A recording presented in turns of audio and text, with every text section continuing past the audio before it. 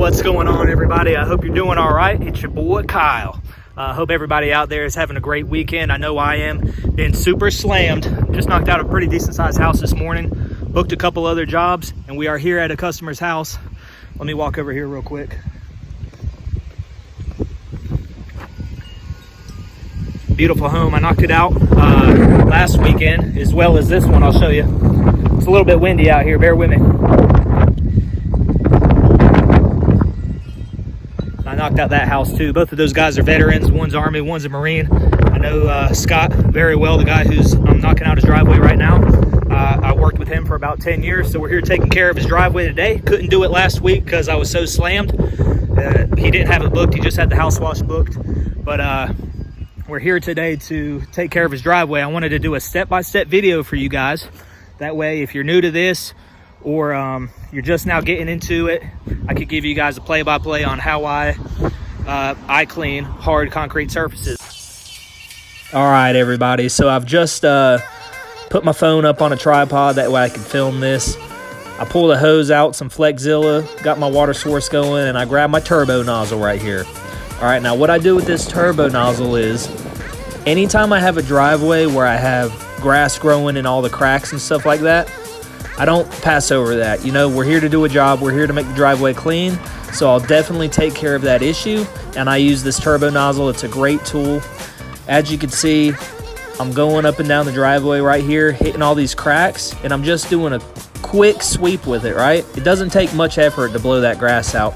You don't want to hold your turbo nozzle on those cracks too long because, let's be honest, if they have a bunch of weeds and grass coming up, you already know in your head that there's some form of degradation going on, that it's not solid concrete under that grass. It's going all the way down to soil in most cases, so you don't want to be blowing out pieces of concrete if it's already cracked open. You know what I'm saying? So just make a quick sweep like I'm doing, and yeah, it cleans up really well, and it gets your surface prepped for you to put your pre-treatment down.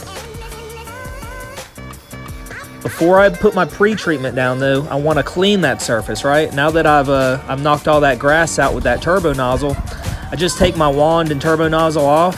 I have a high-pressure ball valve, right? And if you don't have one, I highly recommend it. It makes switching in between from like your surface cleaner to like a wand, makes it real easy to do things like that. But it's also really beneficial because you could just crack that ball valve just enough to where you're blowing out a really high mist. And there's a lot of wind coming out with that. So it's basically like a leaf blower. I use that thing, and if I don't have a leaf blower on the truck, I just clean a lot of surfaces that way. If it's leaves or grass, it really blows off easily. After I have a clean surface, I start my pre-treatment, right? Now, this is a game changer. If you ain't pre-treating your concrete surfaces, I highly recommend it. It makes all the difference. Especially if you're doing a house wash, apply a thin, even coat on the driveway, just like I'm doing here.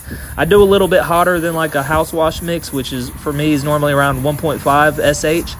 I crank it up a little bit closer to 2%, and I just let it dwell on the driveway. That way I could go clean the house, and all that SH is doing, it's just getting the ball rolling. It's starting to attack that organic growth that's on the concrete. But I'm applying it right here. As you can see, it's even. I have a fan tip on the end of my soft wash system. This is one of my dedicated soft wash systems. I have 2 of them on the truck.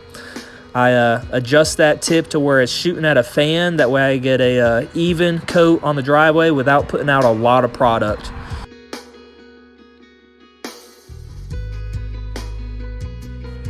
All right, guys, now that we've pre-treated our surface, it's time to use our surface cleaner. This is what I use right here. It's a Whirlaway 20-inch. It pairs really good with my GX 390. Couldn't be happier with the piece of equipment. It's one of the more affordable surface cleaners on the market. So here we go. All right, guys, so now if you look at the wall to the right of me, I've already used the surface cleaner to cut in on that wall all the way down to the fence and across the fence. That way, every time I go up and down towards that fence, I'm not starting and stopping at a different point. I've already got it cut in with the machine. I've seen certain people online, they use a wand and they cut in the entire driveway. And what I mean by cut in is they just hit the outside, like probably like 6 to 8 inches of the very most outside of the driveway. But you don't really have to do that. I mean, you could, right whenever you get to the grass, you can just put that surface cleaner just far enough over that lip to where you don't have to hit it with a wand or a turbo nozzle to cut it in. But as you can see here, I got it sped up a little bit, but you can still see that I'm moving at a slow rate. And what you want to do is, that's key. You want to move slow enough that that bar underneath the surface cleaner has sufficient time to spin enough revolutions to where you're properly cleaning the surface as intended. So if you saw that where you just saw the sky there, that's where my phone flipped back. The wind was really bad today. I totally smashed my phone, but oh well. So this is really key right here, right? After you surface clean for a while, especially on a hot day like today, you want to take that surface cleaner off, and just like I talked about before with that high pressure ball valve, crack that high pressure ball valve where you could spray, right? And as you can see, I'm spraying where I've just cleaned with the surface cleaner. What happens is when you use that surface cleaner, you're ripping up all that dirt and sediment that's deep down in that concrete, and it's just resting right there on this surface. So if you continue to do the whole driveway and that concrete starts to dry before you can come back and rinse, you really don't have the cleanest product that you could have.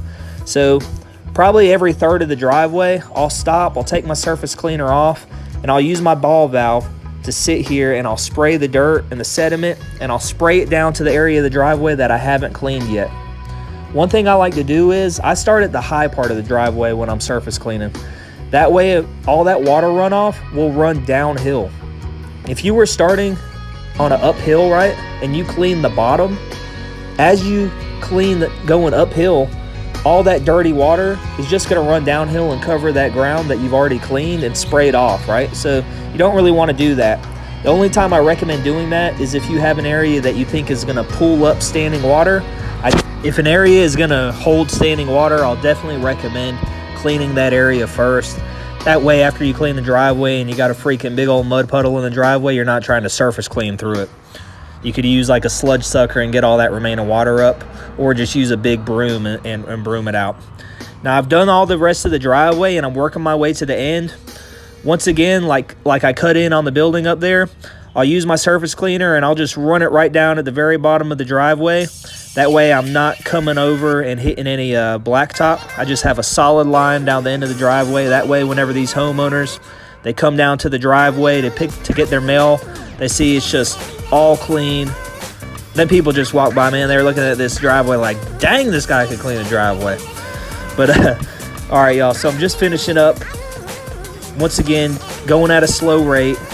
That way my machine's working the way it's supposed to. And whenever I get done, I'm cracking that ball valve again. I'm rinsing the surface. I'm spraying any and all of that sediment and that dirt that's just sitting on top of the concrete. I'm spraying it off. That way I have a really nice concrete surface.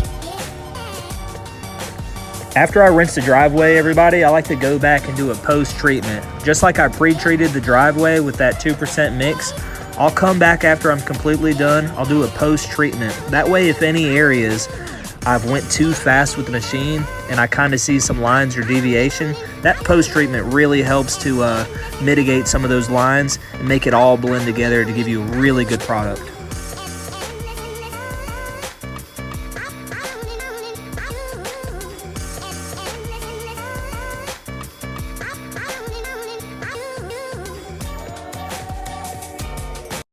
All right, everybody, I just wanted to say thanks. As a YouTube channel, I've just hit 200 subscribers, and I wanted to say it's because of y'all. We moving on up. Hopefully this video was beneficial for you guys. Hopefully you took something from it. But just remember, if you do something a little bit different, there's more than one way to skin a cat, right? As long as you're getting good results, that's all that matters. Hope everybody's doing good. Hope everybody's out there crushing it. And as always, God bless you. If you haven't already hit that subscribe and notification bell, help a brother out. I'd love for you guys to follow the journey of me growing this company from the ground up. I'll get with you. Peace.